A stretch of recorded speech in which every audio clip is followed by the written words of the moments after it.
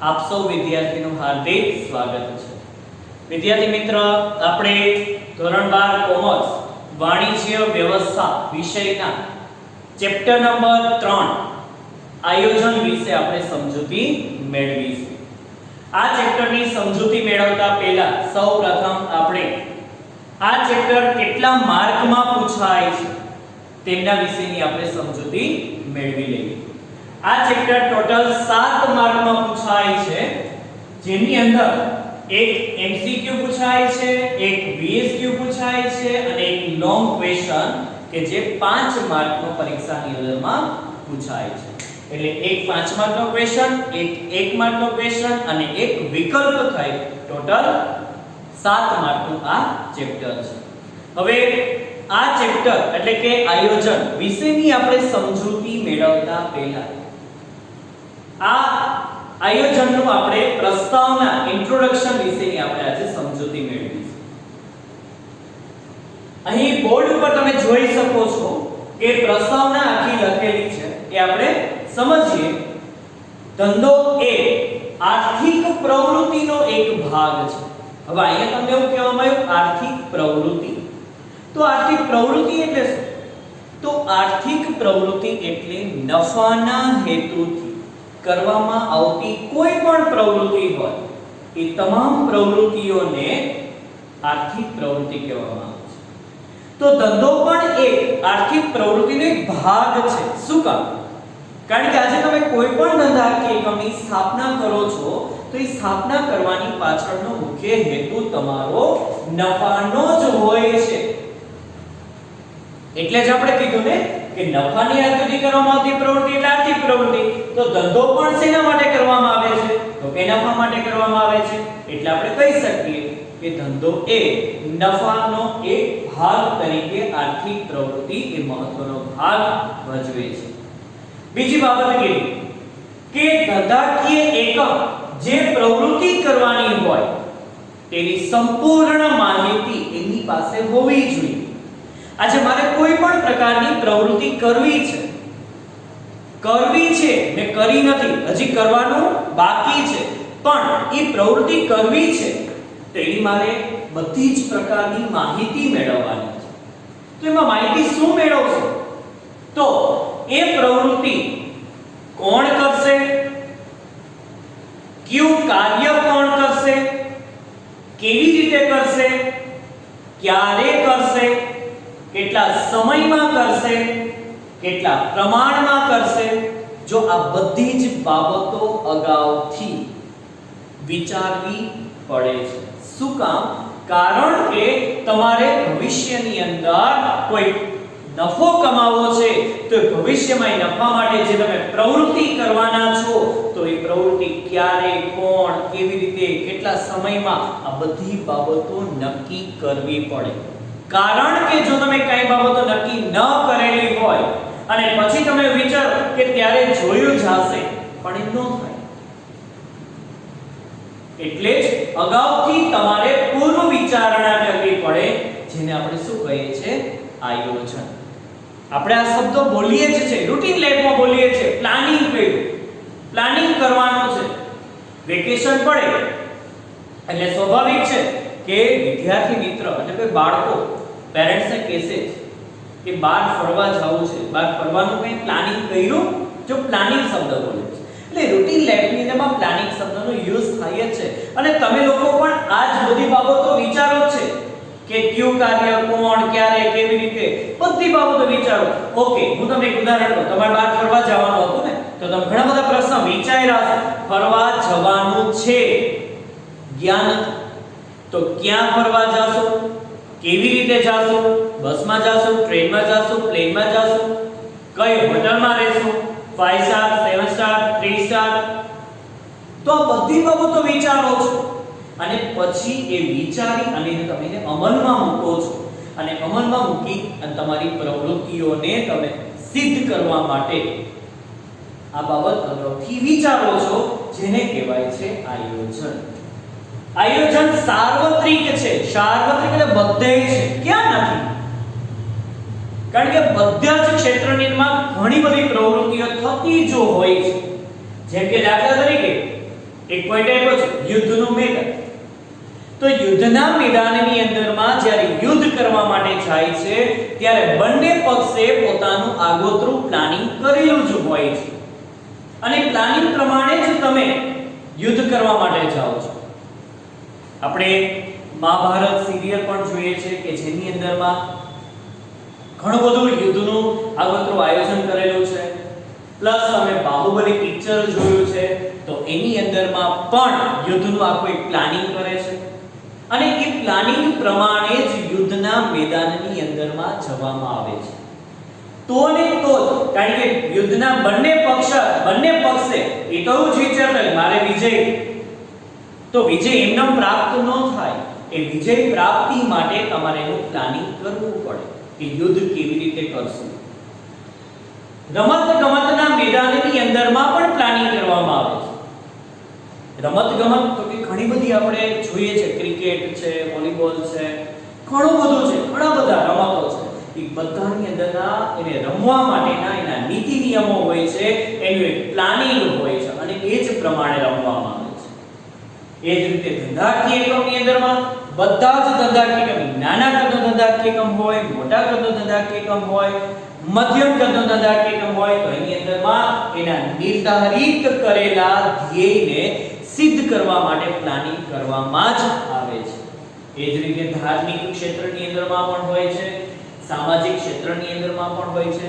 આ બધા જ ક્ષેત્રની અંદરમાં પ્લાનિંગ છે, આયોજન છે, કારણ કે સંચાલન છે ત્યાં, કારણ કે પ્રવૃત્તિઓ છે ત્યાં, કારણ કે ઘણા બધા વ્યક્તિઓ છે. એટલા માટે આપણે અગાઉ જ ભણી ગયા છીએ લેસન નંબર 1 ની અંદરમાં કે નિર્ધારિત કરેલા ધ્યેયને સિદ્ધ કરવા માટે ઘણા બધા વ્યક્તિઓ એકત્રિત થયેલા હોય, ત્યાં સંચાલન હોય અને સંચાલન હોય ત્યાં સંચાલનનું પહેલું કાર્ય આયોજન હોય જ.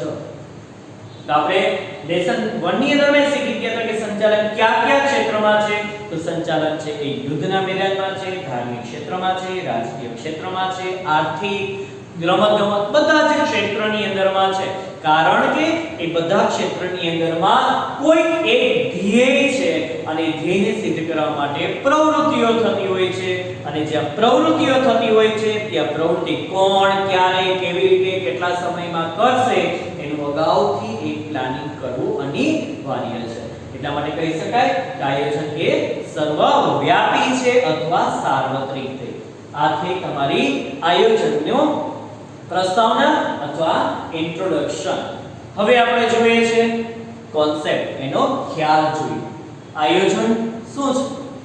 તો ભવિષ્યમાં શું સિદ્ધ કરવાનું છે, આ પહેલો પોઈન્ટ આપણે જોઈએ કે ભવિષ્યમાં શું સિદ્ધ કરવાનું છે, પાછું કેવી રીતે કરવાનું છે, એના માટે અગાઉથી પૂર્વ વિચારણા કરવામાં આવે છે.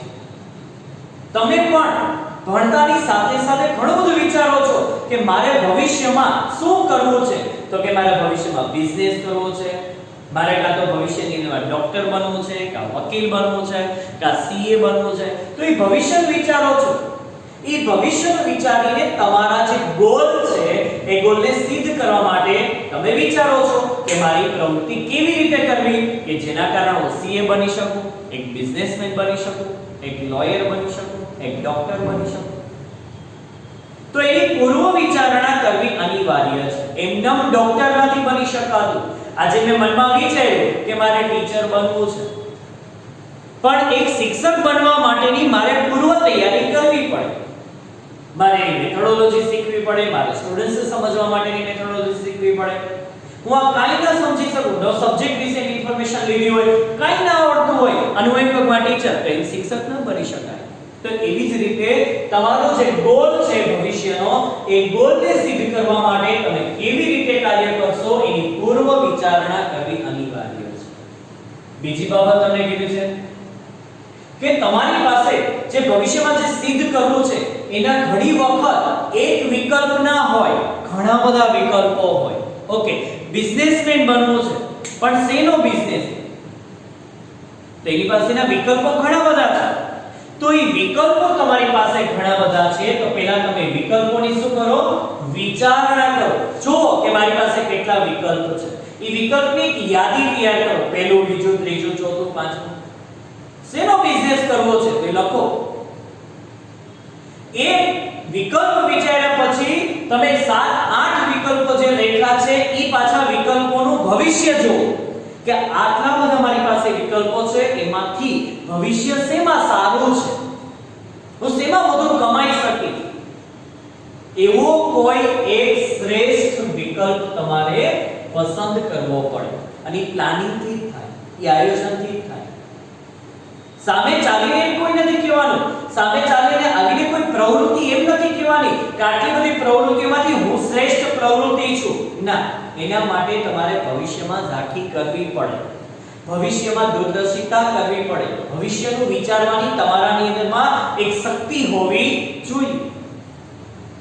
તો તમે જે પ્રવૃત્તિ કરવા જાઓ છો એના વિકલ્પો ઘણા બધા હોય તો એની કોઈ એક યાદી તૈયાર કરી એમાંથી એક યોગ્ય વિકલ્પની પસંદગી કરી એના માટે ધ્યેય સિદ્ધ કરવા માટે સરસ મજાની શું તૈયાર કરી લેવાની યોજના. યોજના મીન્સ પ્લાનિંગ.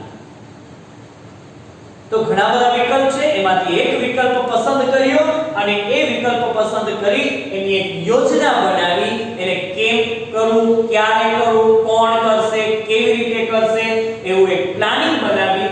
શું કામ બનાવ્યું? તો કે આપણા નિર્ધારિત કરેલા ધ્યેયને સિદ્ધ કરવા માટે કર્યું. ત્રીજી બાબત કીધી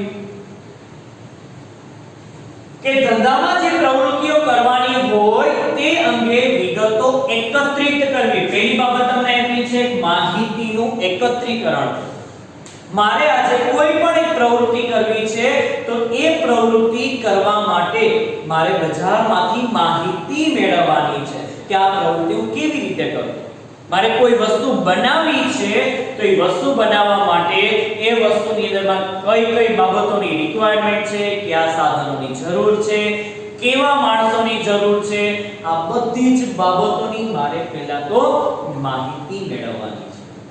એ માહિતી મેળવી લીધા બાદ એ બધી માહિતી ઉપર પૂર્વ વિચારણા કરવાની છે કે જે મેં માહિતી મેળવી છે એ મારા ગોલ સાથે, મારા ધ્યેય સાથે અનુરૂપ છે કે નહીં. જો ન હોય તો એ સાઈડમાં કાઢી નાખો અને તમારા ધ્યેય સાથે સુસંગત માહિતી તમે એકત્રિત કરેલી હોય તો હવે એ માહિતીને તમે કેવી રીતે અમલમાં મૂકશો એની એક યોજના બનાવો. એટલે પ્લાનિંગ, એટલે આયોજન. તો પહેલા સૌપ્રથમ ધ્યેય નક્કી કરો, મારે શું કરવું છે. બીજું, એના માટે એ ધ્યેયને સિદ્ધ કરવા માટે અલગ જગ્યાએથી માહિતી એકત્રિત કરો. એકત્રિત કરેલી માહિતી ઉપર વિચારણા કરો અને એમાંથી શ્રેષ્ઠ માહિતીઓ ભેગી કરી અને એમાંથી સરસ મજાની યોજના તૈયાર કરી અને એને અમલમાં મૂકી. આ થઈ તમારી યોજનાનો ખ્યાલ અથવા આયોજનનો ખ્યાલ. હવે આના જ ઉપરથી આપણે જુદી વ્યાખ્યાઓ ભણીશું. આયોજન એટલે શું? એક માર્કની વ્યાખ્યા તમને પરીક્ષાની અંદરમાં પૂછાય છે. આયોજન એટલે શું? તો આમાંથી વ્યાખ્યાઓ આપેલી છે, એમાંથી કોઈ પણ વ્યાખ્યા તમે લખી શકો છો. પહેલી વ્યાખ્યા આપી છે આયોજનનું કાર્ય એટલે પસંદગીનું કાર્ય. આયોજનનું કાર્ય એટલે પસંદગીનું કાર્ય. ઓકે, હું એક તમને ઉદાહરણ આપું.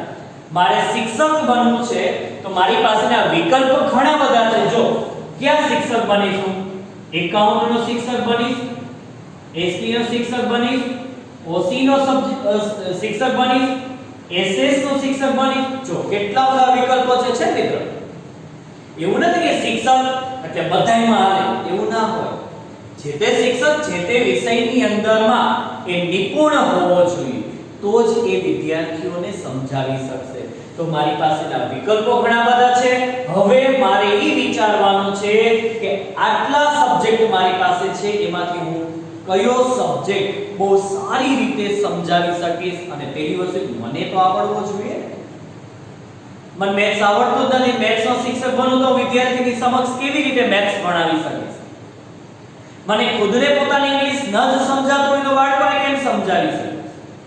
તો પહેલા તો મારે વિચારવું પડે કે મારે શિક્ષક બનવું છે. ઓકે, તો કયા સબ્જેક્ટનો શિક્ષક બનીશ? ઓકે, તો મને બહુ સરસ વાણિજ્ય વ્યવસાય સમજાવવામાં મારી માસ્ટરી છે, એસટી સમજાવવામાં મારી માસ્ટરી છે, તો એમાંથી કોઈ સબ્જેક્ટ પસંદ કરીશ. ઓકે, આ બાબતે મેં વિચારી તો ખરા હવે એ વિચારતાની સાથે સાથે એમાંથી કોઈ એક સબ્જેક્ટ પસંદ કરી અને એની હું મેથડ વિચારીશ કે મારાને કેમ સમજાવવું. બરાબર? એટલે જો આમાંથી એક વિષય તમારે શું કરવાનો થયો, પસંદ કરવાની વાત થઈ ને. તો મને પ્લાનિંગ મેં કર્યું અને પ્લાનિંગ પ્રમાણે એક સબ્જેક્ટ એમાંથી પસંદ કરી અને એનો શિક્ષક બન્યો. તો એટલે જ કીધું કે આયોજનનું કાર્ય શું છે, તો કે આયોજનનું કાર્ય પસંદગીનું કાર્ય છે. અને આ વ્યાખ્યા મિત્ર કોણે આપેલી છે, તો અહીં આપેલું છે નામ ડોક્ટર બિલી ગોએટ્સ. ડોક્ટર બિલી ગોએટ્સ અને કયા પ્રમાણેની વ્યાખ્યા આપી છે, તો કે આયોજનનું કાર્ય એટલે પસંદગીનું કાર્ય. બીજી વ્યાખ્યા તમને આપેલી છે ડોક્ટર જ્યોર્જ આર ટેરીના મુજબ. હવે ડોક્ટર જ્યોર્જ આર ટેરીએ શું કીધું છે, જો આની અંદર અમુક વસ્તુ વિચારવાની છે. પહેલી બાબત કેવી કે કાર્યની યોજના એટલે શું? તમે કોઈ પણ યોજના એટલે શું? આયોજન. તો તમે કોઈ કાર્યનું જ યોજના બનાવશો ને, પ્લાનિંગ બનાવશો ને, તો કાર્યની યોજના એટલે શું? તો કે પરિણામોની પૂર્વ વિચારણા. પહેલા હંમેશા કાર્યને અમલમાં મૂકી ન દેવાય, જોવાય કે મારી પાસે જે કાર્ય છે, મારે જે પ્રવૃત્તિ કરવાની છે, એના મને પરિણામો કેવા મળશે, કેટલા મળશે, એની પૂર્વ વિચારણા કરે. રાહ ન જોવે ખોટ થાય ત્યારે વિચારીશું નહીં. પહેલેથી જ જે પ્રવૃત્તિ અમલમાં મૂકવાના હો તો એની પરિણામોની પૂર્વ વિચારણા કરવાની છે. એ પૂર્વ વિચારણા કરી લીધા બાદ માની લો કે તમને યોગ્ય અનુકૂળ લાગતું હોય તો એ કાર્યનો કેમ અનુસરીશ એની એક નીતિ ઘડવાની. એને હું કેમ અમલમાં મૂકીશ એની નીતિ ઘડવાની.